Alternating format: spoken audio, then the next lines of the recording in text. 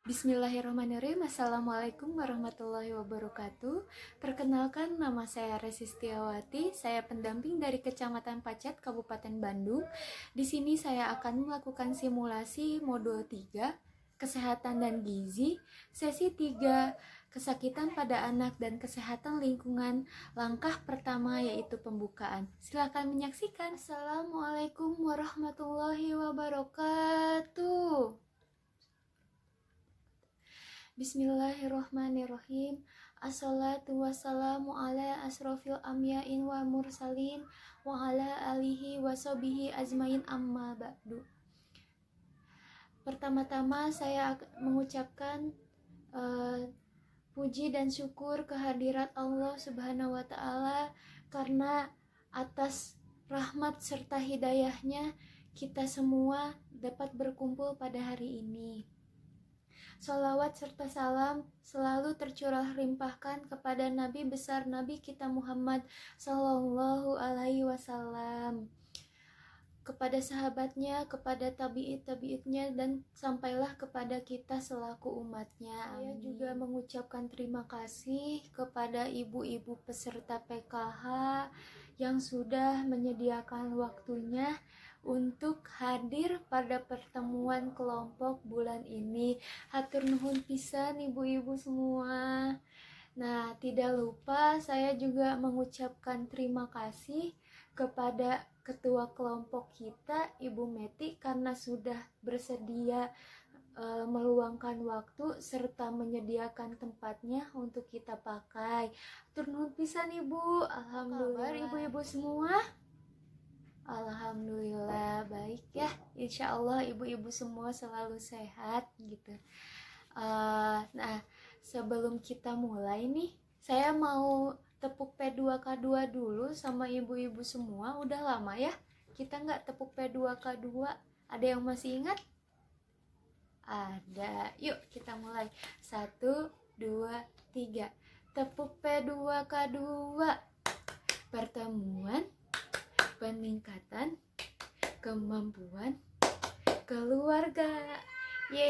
Terima kasih ibu-ibu hebat, ibu-ibu masih ingat, Masya Allah. Kita lanjut ya ibu-ibu. Nah, sebelumnya saya ingin menanyakan nih, ada gak yang masih ingat soal apa sih yang kita pelajari bulan kemarin? Ayo, ada yang mau bantu saya? Sok, mangga Ibu Neni. Nah, oke, betul sekali. Terima kasih, Ibu. Nah, kemarin itu kita belajar soal pentingnya gizi untuk ibu menyusui dan balita. Ibu hebat. Kasih jempol. Ada lagi selain Bu Neni? Mangga Bu Ecin.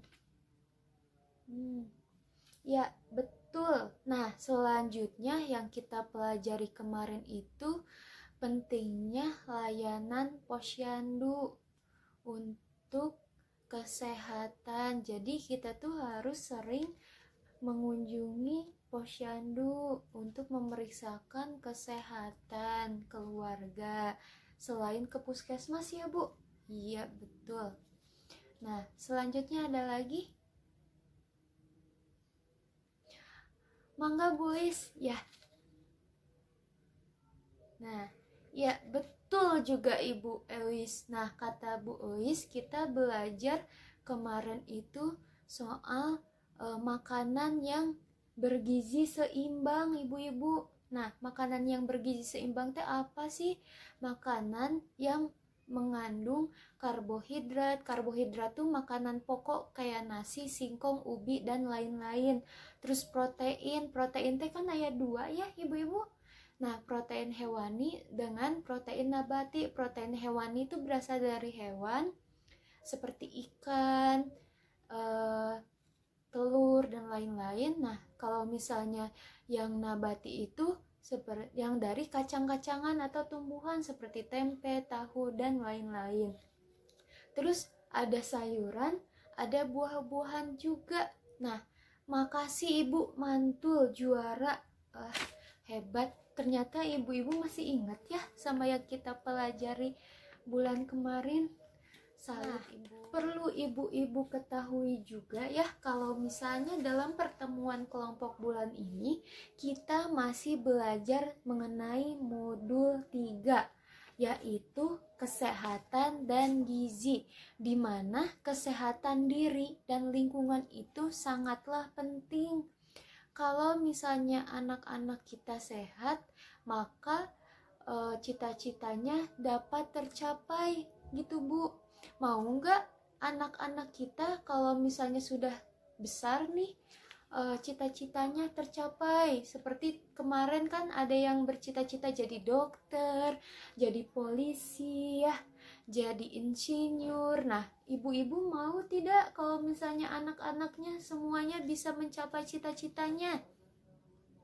Nah, amin, alhamdulillah ya, insya Allah cita-cita anak-anak ibu-ibu semua tercapai. Karena kita sebagai orang tua ya pasti tidak mau atuh kalau misalnya anak-anak kita tidak bisa mencapai cita-cita yang mereka inginkan ya. Makanya mulai dari sekarang kita harus memegang janji kalau misalnya kesehatan diri dan lingkungan itu jadi nomor 1 paling penting ya. Nah, ibu-ibu sudah paham? Sudah mengerti? Iya, alhamdulillah, mantap ibu-ibu semua lah. Nah, dalam pertemuan kali ini kita akan belajar tentang kesakitan pada anak yang dapat mempengaruhi gizi ibu-ibu serta cara mengatasi dan mencegahnya. Terus kita juga akan belajar tentang pentingnya BAB di jamban yang sehat. Di sini ibu-ibu tahu nggak BAB itu apa? Nah, betul. BAB itu ibu-ibu buang air besar. Nah, selanjutnya kita juga akan belajar tentang pentingnya untuk mencuci tangan menggunakan sabun ya, ibu-ibu. Siap untuk belajar hari ini? Siaplah, ibu-ibu. Sebelum kita masuk ke materi selanjutnya untuk kita pelajari bersama-sama, saya ingin menanyakan sesuatu mengenai kesehatan anak-anak. Nah, di sini penyakit apa aja sih yang pernah dialami oleh anak-anak ibu semua? Ada yang mau menjawab pertanyaan saya? Iya, Bu Ici. Pilek. Ada lagi? Bu Ilis? Mencret. Terus ada lagi? Ya, Ibu Meti? Batuk dan pilek, semuanya betul ibu-ibu. Nah, karena anak-anak itu masih sensitif atau rawan terkena penyakit seperti panas, terus batuk, pilek, bahkan mencret ya ibu-ibu. Itu teh semua karena biasanya dipengaruhi oleh perubahan cuaca.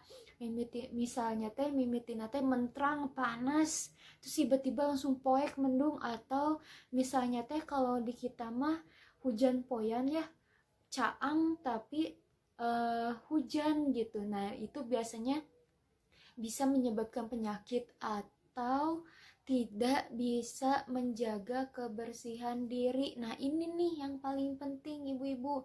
Tidak menjaga kebersihan diri itu menjadi salah satu faktor atau penyebab kenapa anak-anak kita teh mudah terserang penyakit. Nah, terus di sini ada tidak anak-anak dari ibu-ibu semua yang pernah mengalami diare, sakit diare ibu? Iya, Bu Tulis, pernah. Nah, biasanya ya kita sebagai orang dewasa melihat anak kecil diare itu kasihan ya, karena anak tuh jadi lemes badannya, terus sering bolak-balik ke WC. Nah, terus biasanya ibu ngasih obat apa Bu ke anak kalau misalnya anak diare? Nah, betul, Oralit. Nah, jadi salah satu pengobatan untuk diare itu dengan meminum oralit. Nah, tapi kalau misalnya ada persediaan oralit Bu di rumah, kalau misalnya tidak ada, jangan sampai dibiarkan, langsung dibawa ke puskesmas biar diberikan penanganan lebih lanjut gitu, mau dikasih obat, diperiksa dulu kan ya. Nah, itu jangan dibiarin kalau misalnya tiba-tiba anak kayaknya gejala diare nih. Nah, langsung dibawa ke puskesmas ya. Karena kalau misalnya kita biarkan, itu bisa menyebabkan kematian ibu-ibu diare teh. Nauzubillahimin zalik ya. Nah, selanjutnya siapa nih anak-anaknya yang pernah cacingan ibu-ibu? Oh, banyak gening.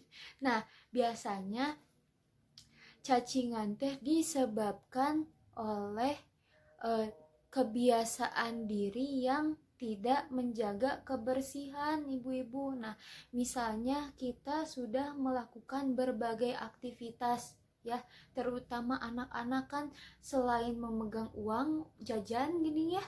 Nah, mereka kan main tanah, main di tempat-tempat yang kotor gitu, terus pas pulang lupa untuk mencuci tangan dengan air yang mengalir serta sabun.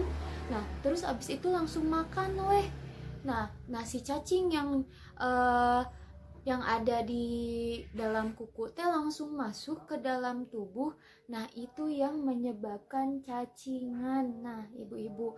Nah, akibatnya dari cacingan itu anak-anak menjadi susah untuk gemuk walaupun makannya dia teh banyak cenah ya.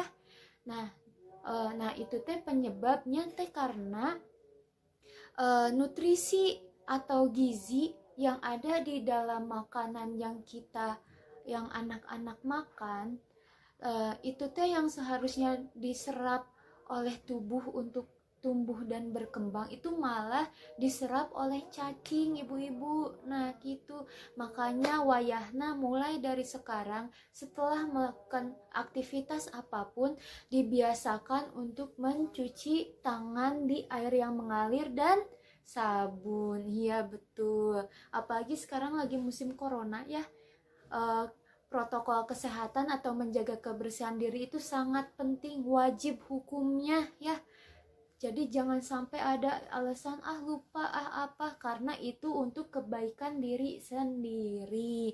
Ngertos ibu-ibu? Nah, mantap. Nah, selanjutnya teh anak-anak yang sering sakit pertumbuhannya kan akan menjadi terganggu ibu-ibu karena zat gizi untuk tubuh yang dari makanan teh yang seharusnya digunakan untuk tumbuh dan berkembang pada anak malah digunakan untuk melawan penyakit. Nah, anak pun menjadi beresiko untuk tumbuh menjadi anak yang tidak sehat, terus tidak cerdas, dan tidak tumbuh tinggi sesuai dengan usianya atau disebut stunting ya. Kemarin kita ada pembahasan mengenai stunting di materi 1000 hari pertama dalam kehidupan.